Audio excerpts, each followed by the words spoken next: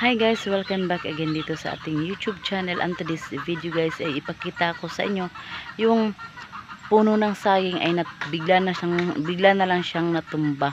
Ayan guys, puntahan natin yung guys saging na natumba.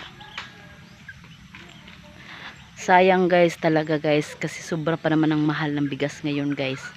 Kaya parang hindi ko talaga maano, kasi yung saging ay pwede na rin natin yang gawing bigas pag wala tayong bigas na pambili ng bigas guys. So ayan.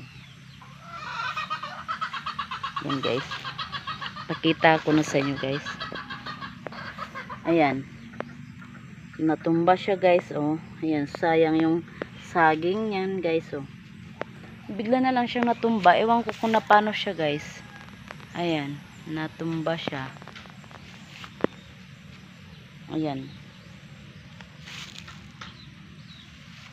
Dalawang puno siya guys. Ayun. Ayun pang isa. Ewan ko kung na paano. Wala namang siyang hangin. Wala namang hangin na dumaloy. Ewan ko kung na paano siya guys. Alam nyo guys, yung bigas ngayon sobrang mahal. Tag 55 na yung kilo ng Jaguar. So ayan, sayang talaga yung saging guys na natumba lang siya. Kaya sa susunod na weeks makakain na yan, kasi parang na siya, pwede na siya saingin. Ayan, sayang yung saging natumba lang siya guys, no? Ayan lang guys yung ating vlog for today. Bakit kaya siya natumba yung puno ng saging, wala namang hangin.